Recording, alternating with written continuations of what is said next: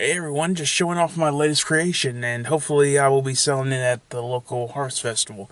But if not, it will be a place of honor somewhere at my house.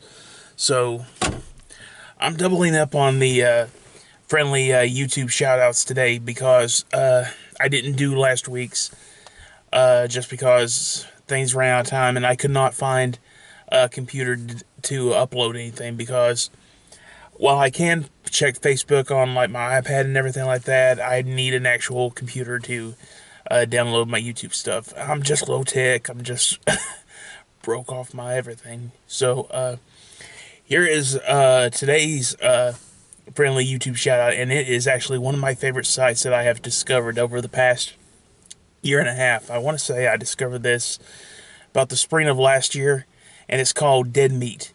And for anyone who is a loyal and complete horror movie fan like me, this would definitely be up your alley. It's usually hosted by James Janisse, I think is how you say his last name. James Janisse, I think maybe. He usually does like the Kill Count is his usual weekly show, but he also does podcasts with his girlfriend, now fiance, that they recently got engaged 2 weeks ago, I believe, 2 or 3 weeks ago. So,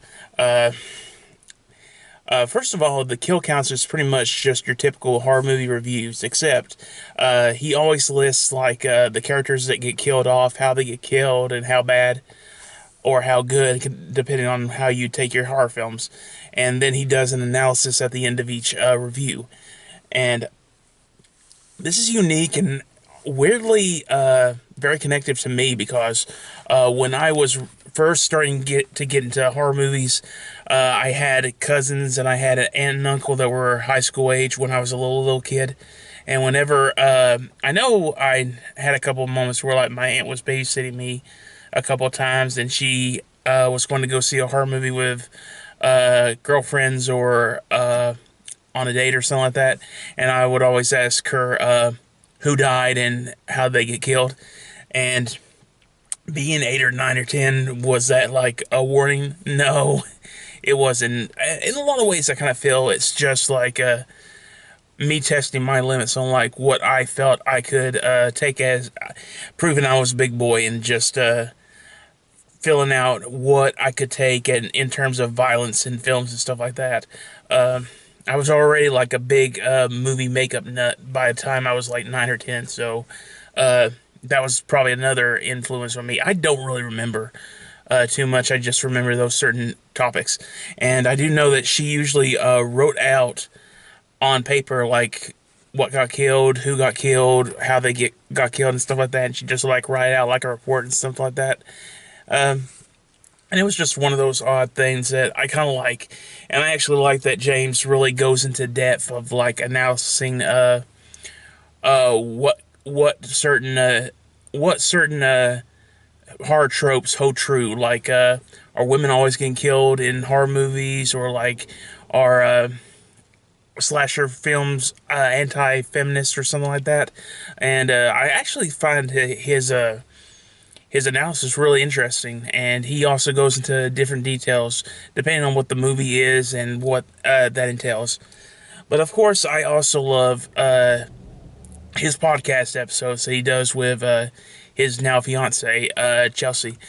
She is a lot of fun, and their whole banter back and forth on like good horror movies and everything like that. I actually find it fascinating that she is like such a huge fan of the Human Centipede, and James is not, and I am not either. I kind of refuse to see those movies on just like a on just like a mental level. If you must be honest, if I must be honest about this, one of my favorite episodes that they've done in past years have been like the Roger Ebert horror test, where like they discover Roger Ebert was actually a fan of certain horror movies, and they had to test. Well, what she did was Chelsea made up a game where like she read a snippet of the review, and then James had to guess what the film was, and I love that. I loved playing along with that game. And I was a big fan of Roger Ebert when he was alive, so sadly no longer with us. And I also found they recently are doing like a creepy kid